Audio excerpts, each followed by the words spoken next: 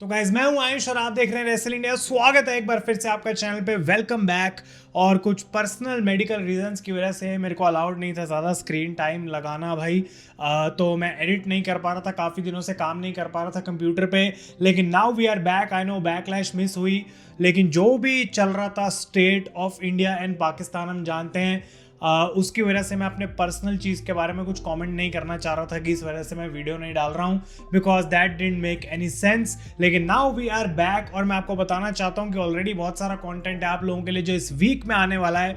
और मुझे पता है कि सुन के लगता नहीं है, लेकिन आप स्टे ट्यून्ड रहो बिकॉज आज 12 बजे आने वाली एक कमाल की वीडियो। लेकिन मंडे नाइट रॉ जो है अब बैकलैश के बाद बिल्ड कर रही है for Saturday night's main event, जो कि नेक्स्ट वीक शो होने वाला है। और उसके बाद मनी इन द बैंक जो कि 7 जून को होगी लॉस एंजलिस कैलिफोर्निया में। बैकलैश जबकि रेसलिंग वाइज बहुत बढ़िया शो था, हमें कुछ ऐसा बहुत शॉकिंग वहां पे देखने को नहीं मिला। जॉन सीना ने अपना टाइटल भी रिटेन कर लिया है, लेकिन सेथ रॉलिंस और सीएम पंक की ये सेगमेंट आज के शो को स्टार्ट करती है। सीएम पंक बाहर आते हैं और बात करते हैं कि किस तरीके से वो इस समय सबसे ज्यादा अगर किसी पे गुस्सा है, बुलेट पॉइंट लगा के नंबर 1 पे अगर वो बात करें तो वो खुद से है।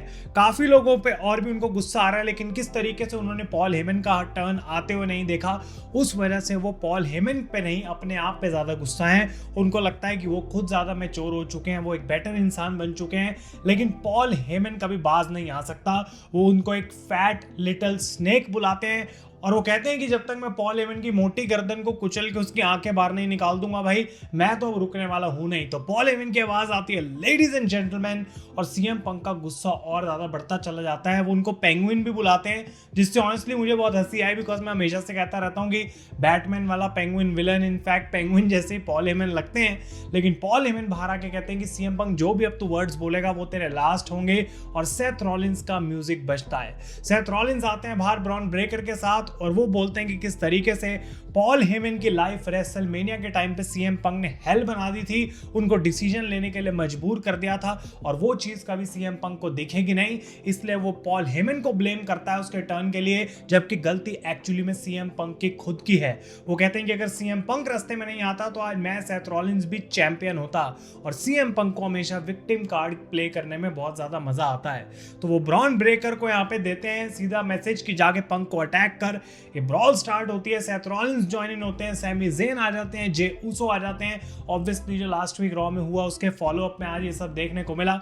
लेकिन इस सेगमेंट का एंड था कि ब्रॉन ब्रेकर और सेथ रॉलिंस रिंग के बाहर हैं और रिंग के अंदर सीएम पंक और सैमी ज़ेन चेयर लेके हैं और जे ऊसो भी वहां पे उनके साथ खड़े हुए हैं। तो ये चीज लीड करेगी एक मैच में जो नेक्स्ट वीक अब हमें देखने को मिलने वाला है at Saturday night's main event, जहां पे सैमी ज़ेन टीम अप करेंगे सीएम पंक के साथ, जो कि एक बहुत ही कमाल की बात है।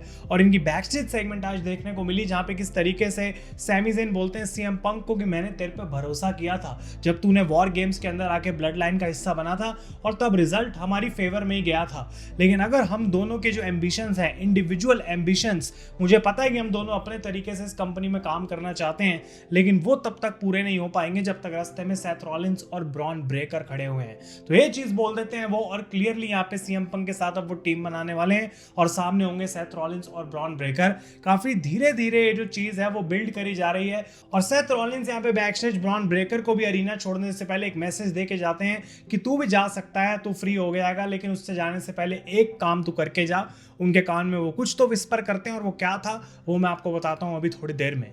इसके बाद पेंटा का मैच होता है चैड गेबल के साथ, एल ग्रांडे अमेरिकानो के साथ नहीं। और चैड गेबल ऑलमोस्ट एक महीने बाद वापस आ रहे हैं और वो पेंटा से यहाँ पे इस मैच को हार भी जाते हैं।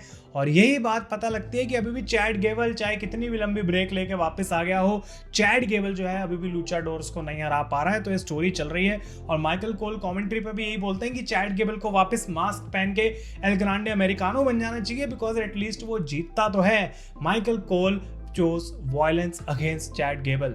इसके बाद क्रीड ब्रदर्स का मैच होता है वॉर रेडर्स के साथ, जो कि नंबर 1 कंटेंडर्स मैच था।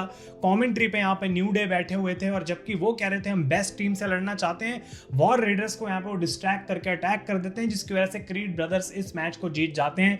But Adam Pearce I think तब भी इसको एक ट्रिपल थ्रेट मैच बनाने वाले हैं और न्यू डे का यहाँ पे जो मुझे लगता है प्लान था वो इतना काम आएगा नहीं।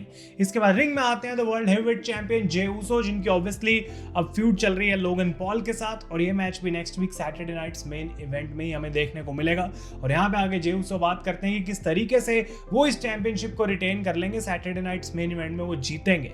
लेकिन बाहर आ जाते हैं सरप्राइजिंगली गुंथर और पैट मैकेफी भी आज कमेंट्री पे वापस आए। उनकी आंखों में देखने को मिला कैसे ब्लड वेसल फटा हुआ है, वो अभी भी इंजरीज से वापस डील कर रहे हैं, लेकिन मेडिकली क्लियर्ड हैं टू डू द कमेंट्री। और अब वो गुंथर के बारे में कुछ उल्टा सीधा नहीं बोलेंगे भाई, बैकलैश में जो धुलाई हुई। लेकिन गुंथर यहाँ पे एक बड़ी न्यूज लेके आते हैं। वो बोलते हैं कि किस तरीके से अपने करियर में वो 80% ऑफ द टाइम एक चैंपियन रहे हैं, तो उनको डेफिनेटली पता है इस पोजीशन में रहना कैसा फील होता है। लेकिन जे उसो जबकि एक चैंपियन बना और सारे लोग चैंट कर रहे हैं यू टैप्ड आउट, जे उसो भी उस बात को याद दिलाते हैं, लेकिन वो कहते हैं कि भले ही तू चैंपियन बना, तेरे बारे में जो मेरा ओपिनियन है वो अभी तक चेंज नहीं हुआ है। मैं ये समझ सकता हूं कि तेरे लिए इस वर्ल्ड चैंपियनशिप की पोजीशन में रहना एक नेचुरल चीज नहीं है। और वो कहते हैं कि जो भी तेरे और लोगन पॉल में से जीतेगा, जून 9 आई थिंक उन्होंने बोला, जो मंडे नाइट रॉ होने वाली है एरिजोना में, वहां पे बेसिकली गुंथर चैलेंज करेंगे लोगन पॉल और जे उसो के विनर को for the world heavyweight championship. और ये इनफैक्ट ऑफिशियल हो चुका है। तो ये बड़ी न्यूज है कि दोबारा से गुंथर को अब नंबर 1 कंटेंडर बनाया जा रहा है। क्या यहाँ पे ऐसा हो सकता है कि गुंथर अगर जीत भी जाते हैं जे को हरा के, या अगर जे गुंथर को दोबारा हरा देते हैं, तो कैश इन की पॉसिबिलिटी बन सकती है, जिससे एक नया वर्ल्ड चैंपियन हमें देखने को मिले। मनी इन द बैंक के क्वालिफायर्स नेक्स्ट वीक स्टार्ट हो जाएंगे, मे बी सेथ रॉलिंस उसका पार्ट हो सकते हैं, हु नोस, लेकिन पॉसिबिलिटी उसकी काफी स्ट्रांग हो सकती है। ब्रॉन ब्रेकर भी वहां हो सकते हैं। लेकिन गुंथर कहते हैं यहाँ पे जे को कि मैं तेरे को तेरी जगह में वापस रख दूंगा, और जे उसे सामने से गुस्से में बोलते हैं कि भाई गुंथर, मैं ऑलरेडी अपनी जगह पे ही हूं एज द वर्ल्ड चैंपियन, और जिस तरीके से मैं रेसलमेनिया में से निकला था एज द वर्ल्ड चैंपियन, वैसे ही जून 9 को तेरे सामने आऊंगा as the world heavyweight champion. और यहाँ पे जैसी एक सेगमेंट खत्म हुई, गुंथर काफी सरप्राइज लग रहे थे दोबारा जिस तरीके से जे का कॉन्फिडेंस दिखा, लेकिन back stage Bron Breakker attack कर देते हैं जे उसो को, जो कि ऑब्वियसली सेथ रॉलिंस का मैसेज था। और अब नेक्स्ट वीक होने वाला है सेथ रॉलिंस के इस नए right hand man Bron Breakker का match with the world heavyweight champion Jey Uso. तो कहीं ना कहीं क्या सेथ रॉलिंस सीड्स प्लांट कर रहे हैं मनी इन द बैंक में घुस के उसको जीतने की और कैश इन करने की। उस बंदे को सबसे ज्यादा आइडिया है money in the bank cash in करने का। तो let's see what happens, but उस डायरेक्शन में मुझे लगता है कहीं ना कहीं ये गाड़ी जा रही है। इसके बाद एजे स्टाइल्स का मैच होता है फिन यानी कि फिन बैलर के साथ, जो कितनी भी कोशिश कर लें अपने करियर में, अब उनको एक ब्रेक नहीं मिलने वाली।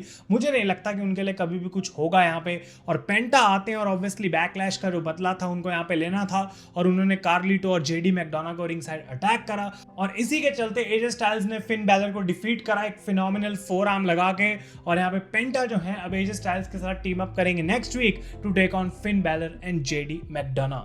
बेकी लिंच का ये प्रोमो सुनने को मिला, जो कि ऑनेस्टली अगर बेकी का प्रोमो होता है मैं आके बोलता हूँ कि भाई बोरिंग था, लेकिन फॉर अ चेंज मुझे प्रोमो थोड़ा डिसेंट लगा, अच्छा लगा।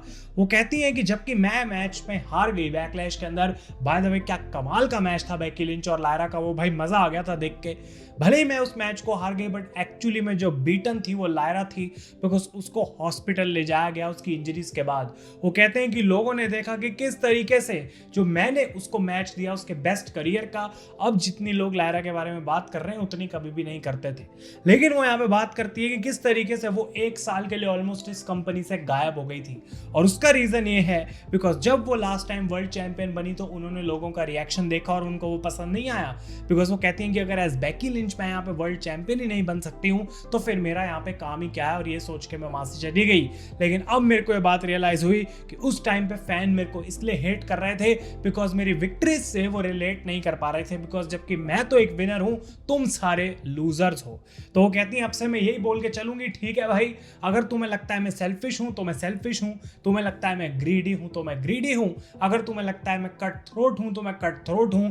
जो तुम्हें मेरे बारे में सोचना है तुम सोच सकते हो, लेकिन to the entire women's locker room in the back मैं बोल सकती हूँ कि बेकी लिंच से ऊपर कोई भी नहीं है। मुझे डिसेंट लगा है काफी प्रोमो, लेकिन क्या इसका मतलब ये वो मनी इन द बैंक में जाएंगी, दोबारा जीत सकती हैं, उनको भी ट्रैक दिया जा सकता है दोबारा फॉर द वर्ल्ड चैंपियनशिप, वो देखना इंटरेस्टिंग रहेगा।